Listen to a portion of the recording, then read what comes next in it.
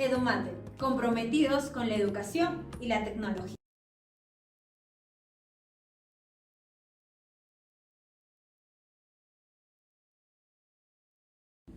Amigos profesores, y las tecnologías de la información llegaron y ahora también son parte de los educadores del mundo de la educación, del proceso de enseñar y de aprender y de evaluar.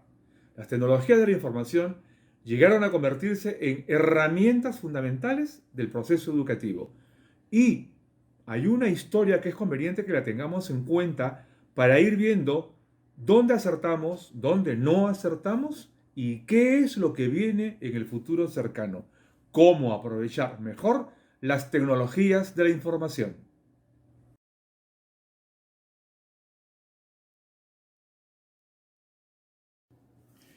La historia de las computadoras en las aulas empezó hacia el año 1985. Poco antes ingresaron las primeras PCs a las aulas escolares peruanas y en algunas universidades.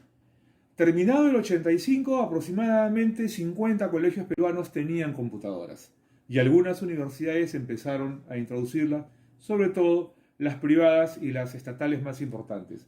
La historia continuó. Esta historia, a partir del año 85 y el transcurso que va hasta la fecha, ha pasado por distintas etapas. Tenemos un momento en el que las computadoras empiezan a invadir las carpetas y un segundo momento en que éstas se interconectan y aparecen Internet, y aparecen las redes, y aparecen las iniciativas de gobierno de dotar a los estudiantes de computadoras. Y es así como aproximadamente en el año 2012 se tomó la iniciativa de comprar las famosas laptop, que proviene de una sigla que traducida al español significa una computadora por alumno. Estas máquinas se instalaron en aquella época y sirvieron para incentivar la necesidad del empleo de estas tecnologías. Sin embargo, aún hay mucho por evaluar si acaso su eficiencia sirvió para mejorar la calidad del producto educativo. Más acá aparecieron los móviles que invadieron los bolsillos de los escolares y de los universitarios. Y estos móviles empezaron a generar muy buena calidad de video. Las tablets y las laptops contemporáneas bajaron de precio, la microtecnología empezó a miniaturizarse y ganar en potencia. De manera que ahora estas tecnologías permiten tener aulas interconectadas, han dado lugar a nuevos espacios, a nuevas dimensiones de lo que era el tamaño de la escuela, el tamaño de la universidad, el tamaño de los centros laborales y la capacidad de entretenerse incluso jugando con competidores en distintos países. Hemos llegado a estas alturas del tiempo y encontramos que se hizo una enorme inversión, más de 5.000 millones de dólares, solamente en las escuelas y solamente en equipos. No se incluye en ese monto planillas, ni servicios de luz eléctrica, ni mobiliario. Y la gran pregunta es, ¿sirvió? ¿Mejoró la calidad del producto educativo en las últimas 3 décadas? Comparemos qué ocurrió con la educación en los últimos 30 años de presencia de computadoras. ¿Tenemos una línea ascendente en la calidad del producto educativo? ¿O tenemos una línea que se estableció, se equilibró o acaso descendió? No hay evaluaciones específicas sobre la materia, pero a simple vista hay muchos cuestionamientos sobre esta inversión y las grandes preguntas se dieron en los últimos meses cuando ante la pandemia los profesores no supieron cómo conectarse con sus alumnos a pesar de tanta inversión, de tantas computadoras, de tantos móviles. ¿Qué no hicimos? ¿Qué hicimos mal? ¿Qué falta por hacer? Trataremos de encontrar algunas respuestas. Con las computadoras en las aulas, los móviles en los bolsillos de los escolares, las redes ahora que nos permiten tener fuentes de información de distintas latitudes, nos encontramos discutiendo sobre el proceso de aprender. Este proceso que acontece en la mente, que acontece al interior del ser humano, En algunos escritos se habla del proceso virtual de aprender. ¿Eso es posible? ¿Está bien dicho? ¿Es implícito el aprendizaje o es mensurable, hay o no hay aprendizaje? Aquí hay una discusión que es conveniente revisar porque necesitamos de una normalización del lenguaje para que todos podamos entendernos y en rigor podamos explicar las cosas con precisión. El aprendizaje se mide, no es implícito, no puede ser virtual. Hay o no hay aprendizaje. No hay aprendizaje relativo. Entonces, aquí hay una primera cuestión para que los maestros comprendan que no podemos hablar de tecnologías de información y educación de cualquier manera. Hay un rigor técnico del cual tenemos que buscar un lenguaje en el que todos podamos entendernos y eso es responsabilidad de los educadores y los comunicadores. Los ingenieros tienden a usar jergas, entre ellos puede estar bien, pero los educadores tenemos que cautelar que esa terminología llegue de manera correcta, con precisiones. El proceso de aprender ahora se ha dimensionado a espacios en donde la ejemplificación va más allá de las manos de los alumnos, pero debemos cuidar que lo manipulativo es esencial para el desarrollo del pensamiento. No puede haber observación, análisis, organización e interpretación si no hay manipulación. Y la pantalla de la computadora no reemplaza la riqueza del acto manipulativo en el acto exploratorio para que esto sea una aprehensión de la realidad y el alumno pueda comprender con detalle el fenómeno que está experimentando. Entonces, si bien el proceso de aprender se ha dimensionado, debemos cuidar que por la naturaleza del desarrollo del pensamiento, los pasos experimentales son irreemplazables por la computadora. Y llegó la sociedad del conocimiento.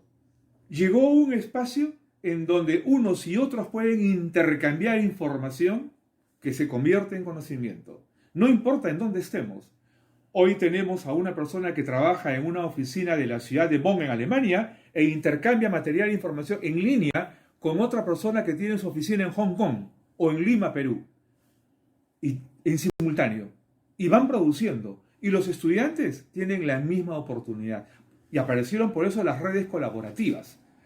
Este es un espacio que necesitamos multiplicar.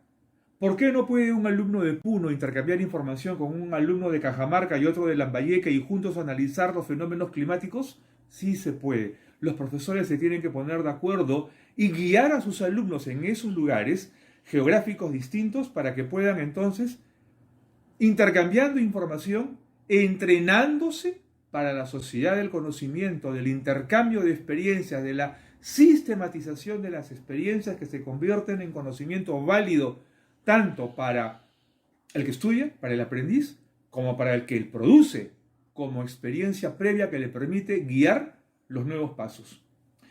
Esta riqueza de la sociedad del conocimiento se debe gracias a la tecnología de la información, pero tenemos que saber aprovecharla. Y en Perú tenemos muchos recursos aprovechables en esa dirección, mucho por hacer. Lo que más se exige ahora en los escenarios productivos es el pensamiento sistémico o pensamiento complejo. Este pensamiento es uno en el que se integra todo, la relación todo. ¿Y cómo lo ejemplificamos? ¿Y cómo podemos ayudar a los alumnos para que este pensamiento sistémico se vaya desarrollando tempranamente si es posible? Logrando que los alumnos se organicen en espacios en donde necesiten conectar distintos hechos, distintos objetos o distintos fenómenos. El mejor ejemplo es lo que ocurre en una cancha de fútbol. El estratega, el entrenador estratega, tiene que ver el equipo con un pensamiento sistémico. ¿Por qué?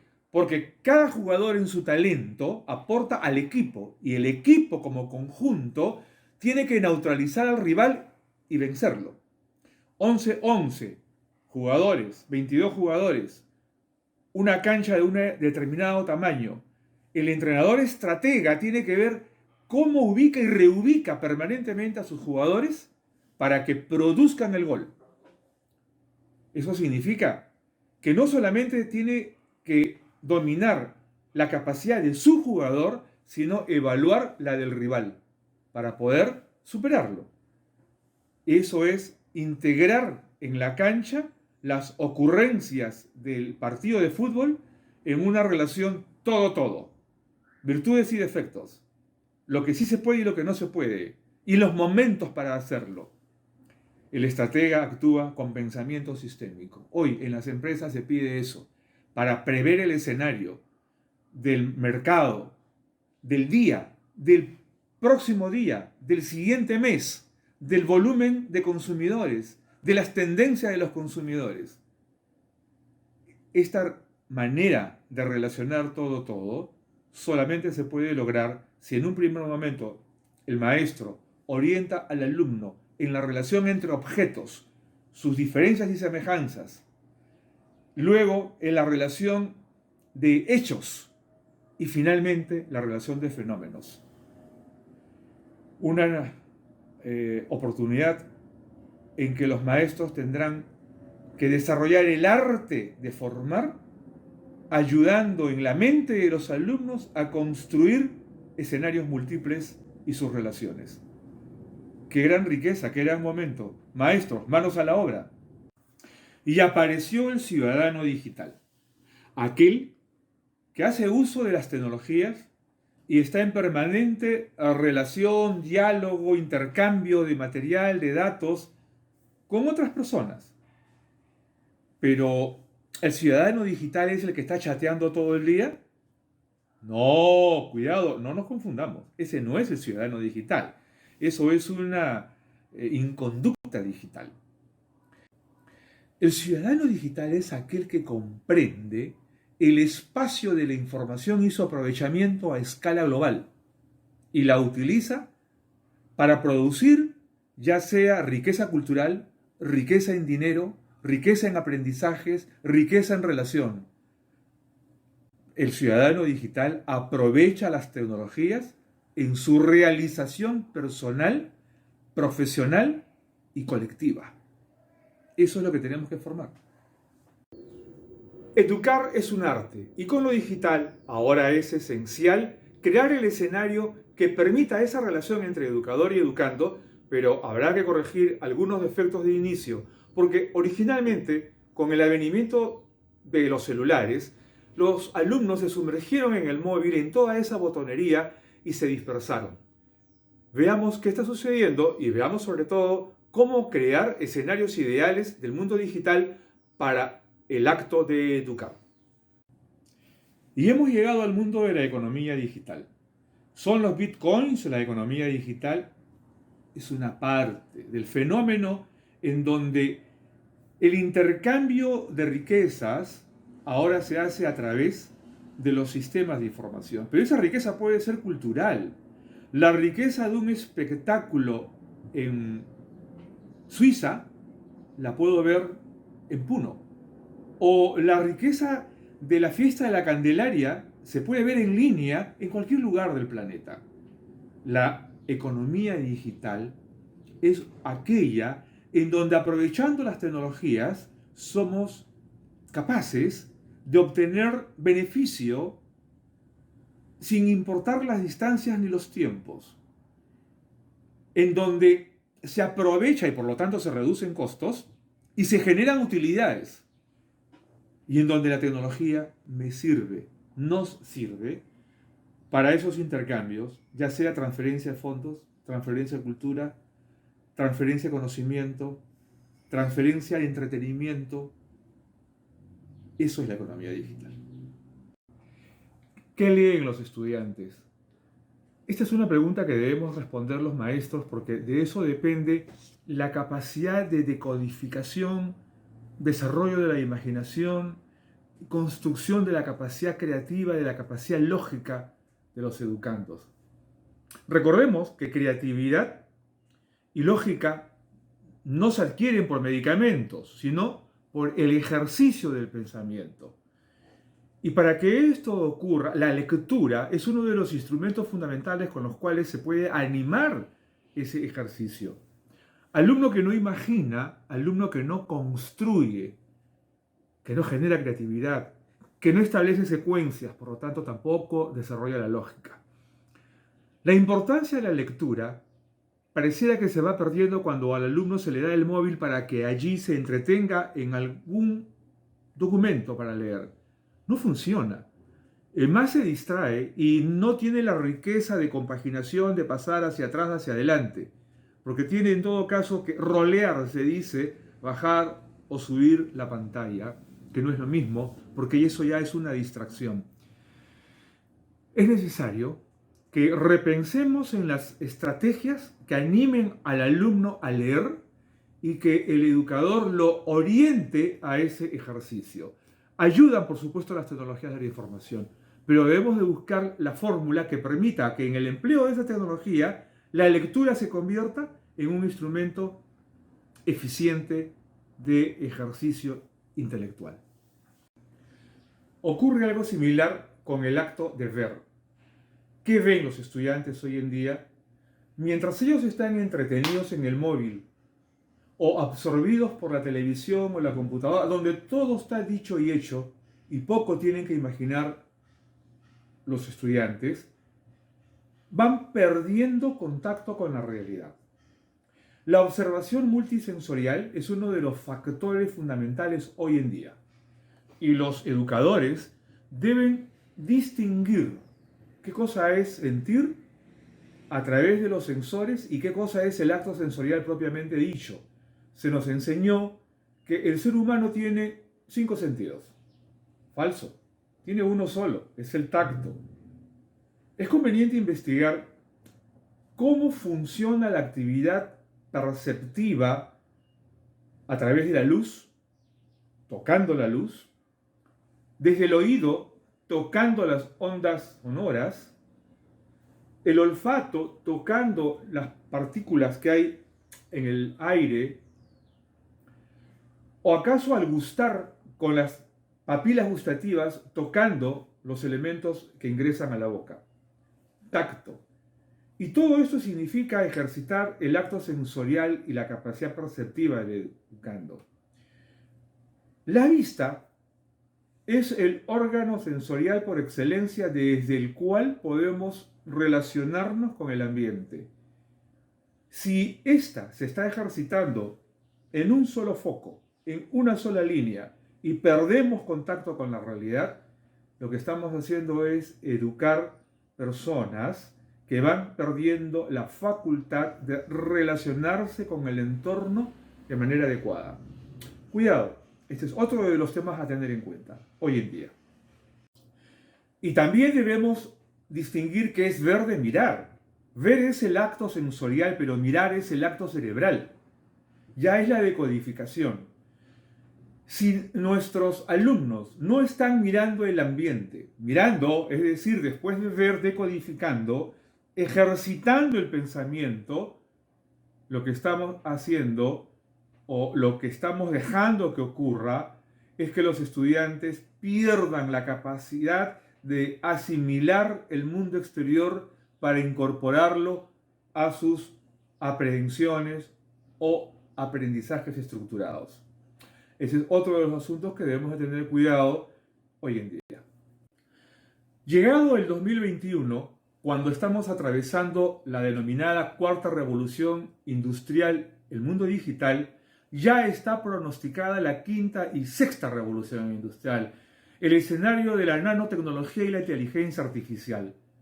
Nos toca preparar a los educandos de hoy para que compitan en ese mundo. Dentro de 10, 20, 30 y 40 años, a los niños de hoy, prepararlos para que estén aptos a competir en ese escenario en donde el mundo habrá cambiado tanto que la relación de la realidad podría generar un conflicto de entendimiento a partir de la frase o de la palabra ¿tele qué? Teleeducación, teletrabajo, telemedicina y lo localista, lo real, lo propio, lo inmediato. Cuidado que el desprendimiento de lo inmediato es un riesgo si esto no se hace ejercitando adecuadamente el razonamiento estructurado. Y el dominio de las distancias, para que no importando cuál sea esa distancia, el alumno desde lo local sepa construir el escenario que vincula lo real con lo lejano. Esto deberá ser uno de los aspectos en las estrategias metodológicas que los educadores tengan en cuenta en su labor docente hoy para preparar al alumno que ha de competir en esos teleescenarios de mañana. Recientemente, un grupo de educadores decidió analizar qué es lo que ocurrió entre la era industrial, porque se preparó a un tipo de ciudadano en las escuelas de hace 50 y 100 años. Cuando la industria de las chimeneas prevalecía en el mercado internacional. Esa era industrial hizo que desde las escuelas se prepare especialistas, personas dedicadas a tareas rutinarias bajo la supervisión de un grupo de expertos, en donde se establecieron entornos más o menos estables. La presión no era tanta. Y además se creaba valor a través de actos físicos, motrices, con operaciones locales, con énfasis en las funciones y con decisiones basadas en indicadores, ¿no? ¿Cuánto se produjo? Eso cambió. Llegó la era digital y esta era digital nos trajo otras maneras de entender el mundo laboral como también el mundo del estudio. En esta era digital ya se cambió a la búsqueda de emprendedores, palabra muy de moda que se repite constantemente. El emprendedurismo es algo mucho más que solamente ser un especialista. Y ahora se requieren personas con capacidad analítica, que tengan la capacidad de seguir estrategias. Algo más, se necesita gente capaz de desempeñarse en entornos inestables, todo cambia. Esta pandemia reciente provocó cambios muy importantes, justamente. Pero estos cambios ya eran sucesivos desde algunas décadas atrás, debido justamente a la inserción de las tecnologías de información y la velocidad con que se adaptan las capacidades productivas de las empresas a los entornos del mercado. Alta competitividad, esa es la frase. Y la creación de valor a través de intangibles. También llegaron las operaciones globales. Los mercados ya no son mi ciudad, es el planeta. Y para eso ya se pasó del énfasis en las funciones al énfasis en los procesos. También las decisiones se modificaron. Ahora son con base a indicadores integrales. Este es un documento que se elaboró en el SAM y que en efecto tiene una importancia vigente del cómo comprender los perfiles de la época industrial a la época digital. Entonces, ¿qué es lo más importante? ¿Más computadoras? ¿Más internet? ¿O mejor producto educativo? Mejores máquinas no hacen mejores hombres, lo escribió Robert Gilbert. Pero mejores hombres hacen mejores cosas con las computadoras.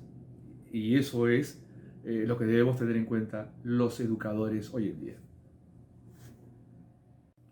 Ensayemos algunas respuestas a las preguntas anteriores. Si lo que necesitamos son más computadoras, entonces lo que necesitamos es educar en el manejo de técnicas de procesamiento de datos. Pero si lo que necesitamos es más internet, necesitamos conectividad. Entonces debemos cuidar de educar en el tratamiento de fuentes de información, su aprovechamiento y la colaboración de aquellas nuevas fuentes que se produzcan.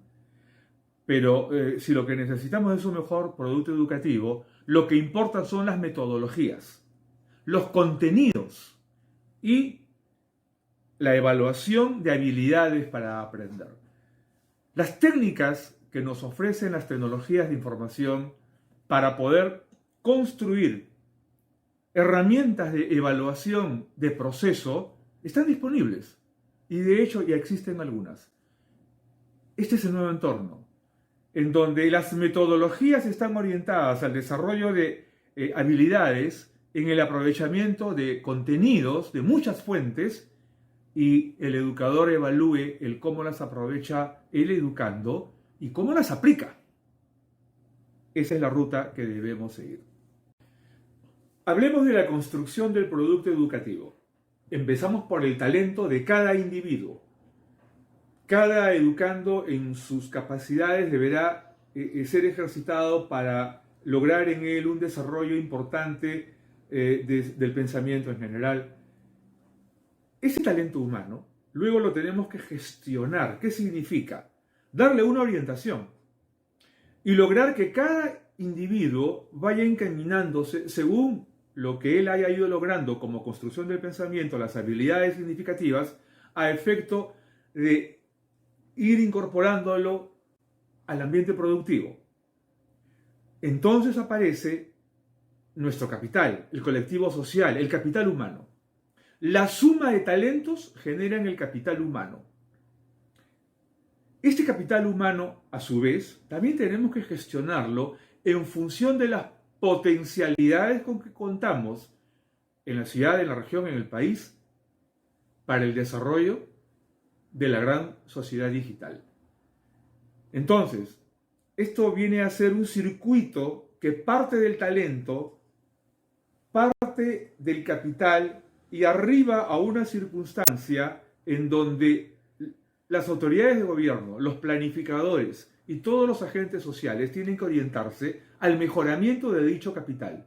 Y retroalimentamos el proceso construyendo nuevos talentos conforme la sociedad se va especializando y alcanzando mayores niveles de humanización y de desarrollo real. Hagamos algunas preguntas y veamos. Si en estos momentos un planificador deseara conocer cuántos estudiantes de ingeniería civil con coeficiente intelectual mayor a 130 existen en su localidad, además, ¿qué nivel de dominio emocional poseen esos estudiantes de ingeniería civil para desempeñarse en ambientes de alta presión? Pero hay una tercera cuestión. ¿Cuánto conocimiento poseen en diseño y tecnología constructiva de última generación en puentes y diques? Y una cuarta pregunta. Físicamente, esos alumnos, ¿están aptos para soportar labores intensas a más de 4.000 metros de altura sobre el nivel del mar? Es porque de repente ese planificador necesita asistentes en un proyecto de construcción en una zona andina, altoandina. Pregunto, ¿existen esos datos? ¿Está disponible esa información en algún lugar?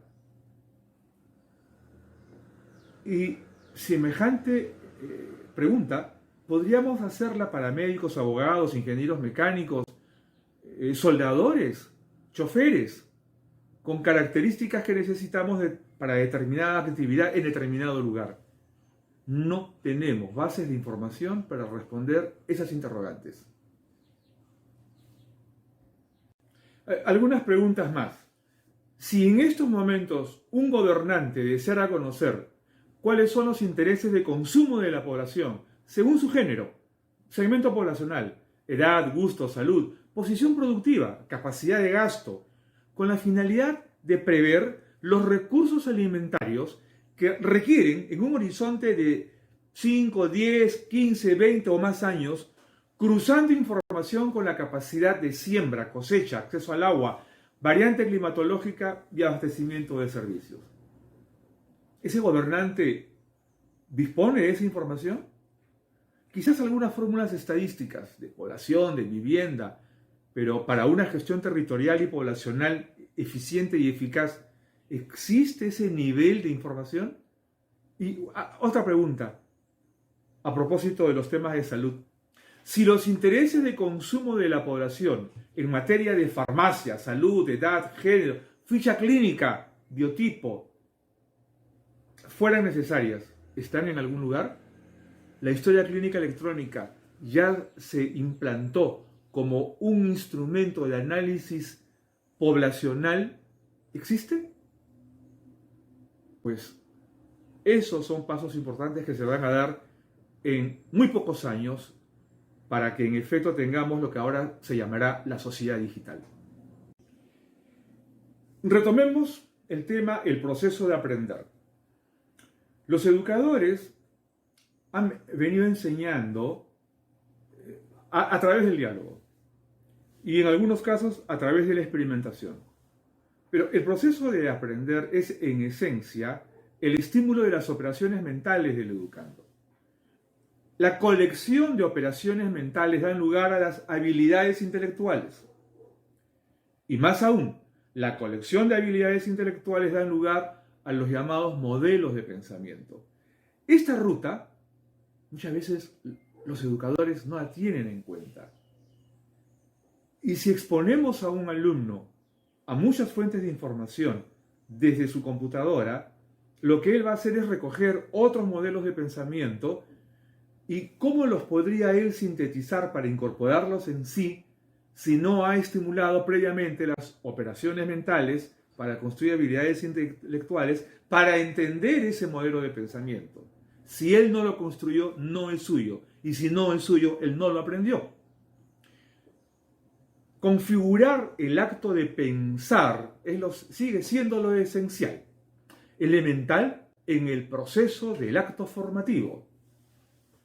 Hoy en día, en el proceso de enseñar, nos hemos centrado en tres grandes aspectos: lógico-matemática, comprensión lectora y la aptitud científica. Sí, son elementos necesarios. Sin embargo, estos tres elementos tienen una construcción transversal que no estamos teniendo en cuenta muchas veces. Porque lo fundamental es el desarrollo intelectual. Un segundo momento es el desarrollo emocional. Un tercero es el desarrollo cognitivo. Estos tres integrados. A un cuarto, el desarrollo motriz. De esa manera ya configuramos los cuatro componentes de desarrollo que han de configurar las estrategias que el educador tendrá en cuenta hacia lo que quiere ejercitar en el educando. Y hay un quinto elemento, que es la evolución clínica del mismo educando, su salud física y mental. Porque la responsabilidad de educador en el proceso de enseñar debe tener en cuenta estas columnas que son las que soportan el aprendizaje. En el pensamiento, lo que importa y lo que ya se está demostrando que tendrá que convertirse en lo esencial es la matematización del pensamiento. No me refiero a técnicas operativas, sumar, restar, multiplicar, dividir, sí, también eso sirve, pero sobre todo que el alumno sea capaz de reconocer las cualidades y las cantidades del entorno a través de una interrelación entre lo que él percibe, lo que él estructura y las capacidades de comprensión. Esto resulta lo más importante. Y a partir de esa cuantificación y cualificación del entorno, que él la describa, la comente y construya lenguaje. Entonces, iremos ayudando en realidad al estudiante a ubicarse en ese mundo real y en ese entorno de lo real hacia el cual él tiene que dirigirse. Esto es lo esencial en el desarrollo del acto formativo. Justamente en esa dirección, desarrolladores de una organización nacional peruana ya construyen una herramienta que permita medir el coeficiente cerebral, que es algo distinto al coeficiente intelectual, es algo superior, lo contiene. El coeficiente cerebral mide las capacidades de desarrollo eléctrico del cerebro y las conexiones neurales que se van produciendo. Y al interior de ese cerebro, el coeficiente intelectual. En la parte emocional, medir las actitudes y tendencias que van a dar lugar a conocer cuáles son las construcciones emocionales del alumno. Y el mundo de los conocimientos, porque debemos tener cuidado que ya no debemos de pensar en alumnos que conocen mucho pero reflexionan mal. Y de otro lado, el potencial antropométrico del educando. Estos son los 4 elementos de evaluación que esta herramienta llamada ficha electrónica de vida del educando ya está en construcción y estará seguramente en un breve tiempo a disposición de las mayorías de educadores del país y del planeta. Incluye esta misma construcción la salud mental y física del alumno, que se mide con la historia clínica que ya existe y que ha sido incorporada en este desarrollo. Así que pronto tendremos fe de vida y tendremos un instrumento de evaluación que facilitará la labor de los educadores con toda seguridad. Lo que llegó: la gestión del capital humano, esencial en el entorno de la sociedad digital, los contenidos de la producción y el paisaje planetario, en lo que se denominará la industria de contenidos, que ya se inició, pero ya va adquiriendo características propias. La educación en línea, que ha sido un acto forzado en los últimos 2 años.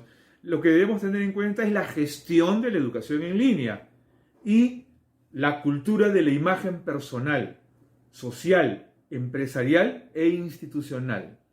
Eso es mucho más que una página web.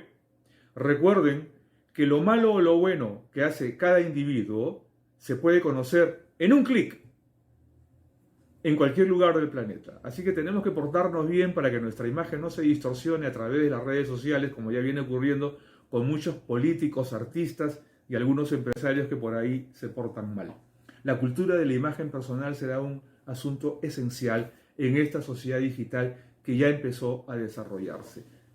Estos son hechos que ya llegaron. Estos son hechos que ya están en nuestro mundo diario. Y estos son hechos que los educadores debemos tener en cuenta para construir un nuevo modelo de educación digital.